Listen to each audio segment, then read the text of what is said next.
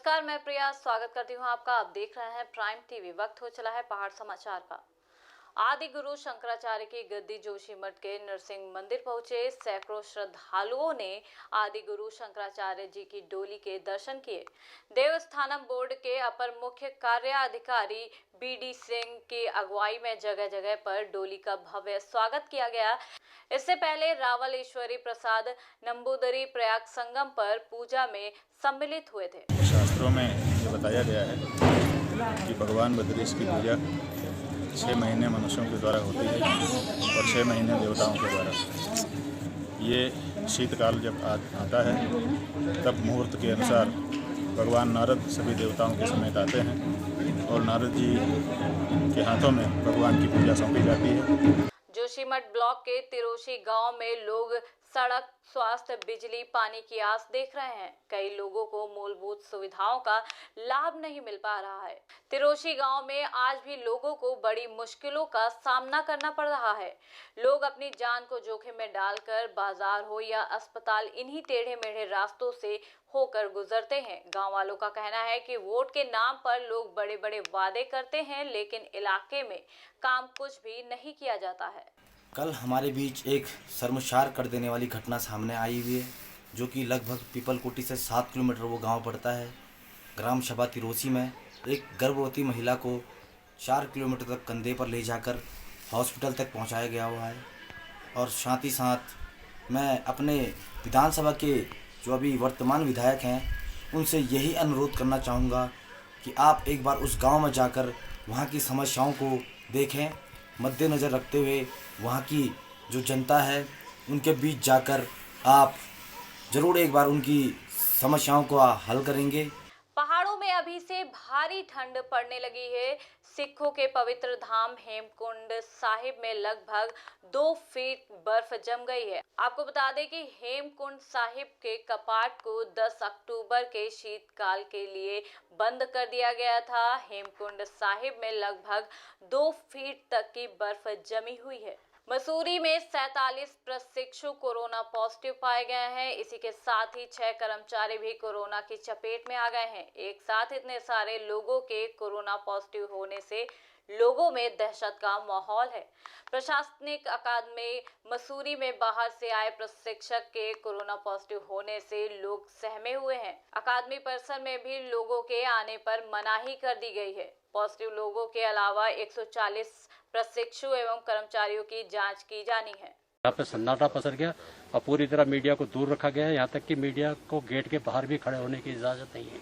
इससे अंदाजा लगाया जा सकता है कि कोरोना का जो बम है वो मसूरी में फटा है, लाल बहादुर शास्त्री राष्ट्रीय प्रशासनिक अकेडमी में, कितना भयंकर है। यहाँ जो जितने भी ट्रेनिंग आते हैं, जो प्रशासनिक अधिकारी बनकर यहाँ से जाते हैं, वो कई लोग उसकी जद में आ गए और खतरा बड़ा संगीन है। तो सर कुछ कह नहीं सकते। कितनी स्वास्थ्य कर्मियों की टीम, कितने लोग काम कर रहे हैं? स्वास्थ्य में बहुत लोग हैं। पौड़ी गढ़वाल में आम आदमी पार्टी द्वारा 2022 में होने वाले विधानसभा चुनाव को लेकर कमर कस ली है। उत्तराखंड की सभी 70 सीटों पर आप चुनाव लड़ने की तैयारी कर रही है। रैलियों, जन जागरण के माध्यम से अपना जनाधार बढ़ाने की कोशिश कर रही है। वहीं चुनाव के चलते आम आदमी पार्टी और कांग्रेस के नेताओं के बीच जुबानी जंग भी शुरू हो चुकी है। जन जागरण रैली की अगुवाई करने के लिए सतपुली में आम आदमी पार्टी के प्रदेश प्रभारी दिनेश मोहनिया पहुंचे। मंत्री के परिप्रेक्ष्य में हाईकोर्ट का निर्णय आया। आपने देखा कि मुख्यमंत्री जी पर भ्रष्टाचार के आरोप हैं। सीबीआई एफआईआर दर्ज करे और जांच करे, लेकिन कानूनी दायित्व बेंच के खेल करके मुख्यमंत्री से बचना चाहते हैं। अगर भ्रष्टाचार पर 0 टॉलरेंस है तो फेस करिए ना सीबीआई इंक्वायरी, क्या दिक्कत है? इस तरीके से हम देखें तो पूरे प्रदेश भर में नहीं, पूरे देश भर में कांग्रेस समाप्ति की ओर है। आप जैसा बिहार के चुनाव में भी आप देखेंगे कि पूरा जो वहाँ पर जो भाजपा की सरकार बनाने की अगर कोई जिम्मेवार है तो वो कांग्रेस पार्टी है, क्योंकि 75 सीटों पर लड़के वो केवल 19 सीटें जीत पाई है। निश्चित तौर पर यह सशक्त विकल्प है, क्योंकि उत्तराखंड की जनता 20 साल में दोनों दलों को देख चुकी है। भारतीय जनता पार्टी और कांग्रेस दोनों ने 10-10 साल राज किया है। 5 साल भाजपा रही, 5 साल कांग्रेस रही, फिर 5 साल भाजपा रही, फिर 5 साल कांग्रेस रही। और 13 जिलों के प्रदेश में जिस तरीके से 9 जिले बदहाली में है, चाहे वो शिक्षा के मामले में हो, चाहे स्वास्थ्य के मामले में हो, रोजगार के लिए युवा हमारा तरस रहा है। यहाँ से पलायन बदस्तूर जारी है। अभी पलायन आयोग की रिपोर्ट के अनुसार जो 29,000 9 महीने में मतदाता बढ़े, उसका 84% मतदाता सिर्फ और सिर्फ 4 जिलों से बढ़े हैं। रुड़की के जोरासी जबरदस्तपुर गांव में फायरिंग की घटना ने अब नया मोड़ ले लिया है। पुलिस की जांच में फायरिंग की घटना झूठ साबित हुई। पुलिस की जांच में फायरिंग करने वाले दोनों आरोपियों की लोकेशन गांव के बाहर की मिली है। पुलिस ने बताया कि घटनास्थल से कुछ खाली खोखे भी बरामद किए गए हैं। एसएसआई प्रदीप कुमार ने बताया कि अब फायरिंग का झूठा केस दर्ज करवाने वाले व्यक्ति के खिलाफ केस दर्ज करने की तैयारी की जा रही है। सर ऐसे ही कर रहे हैं, हमें क्या नाम फूकते हैं हमारे से, और हमें गांव में भी नहीं आने देते हैं।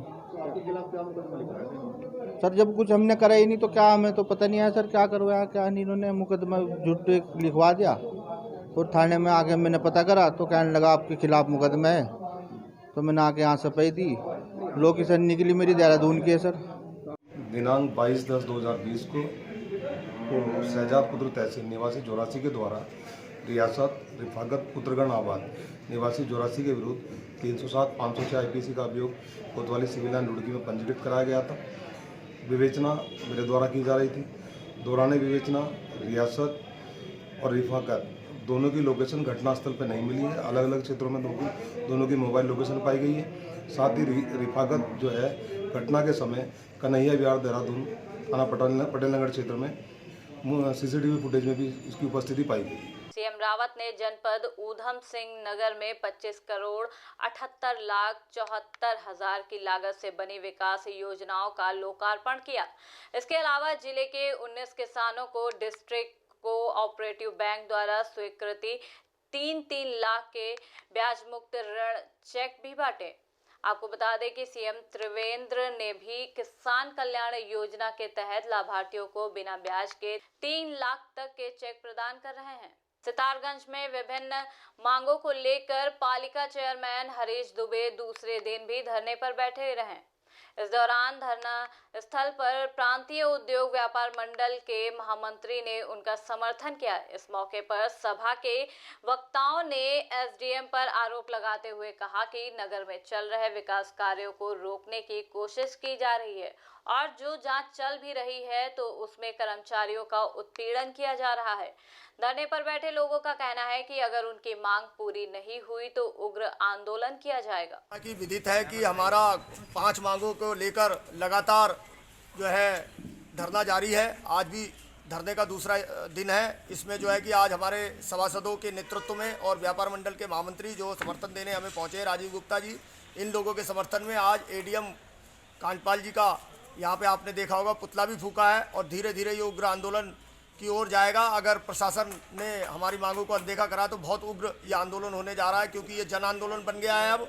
और दूसरा मैं आपको ये भी बता दूं आपके टीवी चैनल के माध्यम से कि हमारे बीजेपी समर्थित जो भी सभासद हैं वो भी मांगों को लेकर आज रुद्रपुर जिले में मुख्यमंत्री से मिलने के लिए शिष्टमंडल यहाँ से रवाना हो गया है। उनके समक्ष, मुख्यमंत्री महोदय के समक्ष हमारे सभासद जो है कि मांगों को रखेंगे। और मैं आपको बता देना चाहता हूँ कि अगर हमारी मांगों को अब पूरा नहीं किया गया तो धीरे धीरे ये आंदोलन काफी उग्र हो जाएगा। विकासनगर में कांग्रेस नेता आजाद अली ने प्रेस वार्ता करते हुए सरकार पर जमकर निशाना साधा है। यहां उन्होंने कहा कि 2022 में प्रदेश में कांग्रेस की सरकार बनेगी। आजाद अली ने कांग्रेस के प्रदेश उपाध्यक्ष पर बिना नाम लिए सीधा हमला बोला है और उन्हें शिखंडी तक कह दिया है। आजाद अली का ये भी कहना है कि अगर 2022 विधानसभा चुनाव में बागियों व बाहरी लोगों को टिकट दिया गया तो पार्टी को नुकसान उठाना पड़ सकता है। भारतीय जनता पार्टी का चेहरा पूरे भारतवर्ष में जहां जहां भी चुनाव हुए नकाब होता, इनका नकाब उतरते जा रहा है, क्योंकि यह सिर्फ एक प्रोपगंडे के तहत ही मैदान में उतर रहे हैं। इन्हें जन विकास से, क्षेत्रीय मुद्दों से इन्हें कोई सरोकार नहीं है और सिर्फ प्रोपगंडे के तहत इन्हें सत्ता में आने का लालच है। और उसी के तहत जो भारतीय जनता पार्टी ने जिस तरीके से बिहार में पब्लिक के साथ छल किया, आम जन के साथ धोखेबाजी करी, उसको सब लोग समझ रहे हैं। वही हालात उत्तराखंड में भी, चुनाव नज़दीक आ रहा है, भारतीय जनता पार्टी वही खोखले दावे, वही अपनी झूठी फरेबी बातों से लोगों को जाल में लेने की जो कोशिश कर रही है वो अब आगे चलने वाली नहीं है। हरिद्वार के जूना अखाड़ा स्थित माया देवी मंदिर में अखिल भारतीय अखाड़ा परिषद की बैठक आयोजित की गई, जिसमें आगामी कुंभ मेला को लेकर 13 अखाड़ों के महंतों के साथ साथ शहरी विकास मंत्री मदन कौशिक और प्रशासनिक अधिकारियों ने हिस्सा लिया। अखाड़ा परिषद में अध्यक्ष महंत नरेंद्र गिरी महाराज ने कहा कि मेले के स्वरूप को लेकर सरकार और अखाड़ा परिषद के बीच बनी सहमति के अनुसार 2010 में संपन्न हुए कुंभ मेले के तर्ज पर ही 2021 कुंभ मेले का आयोजन किया जाएगा। आज जूना अखाड़े में हुई काफी गंभीर विषय था, मेले को स्वरूप कैसा हो।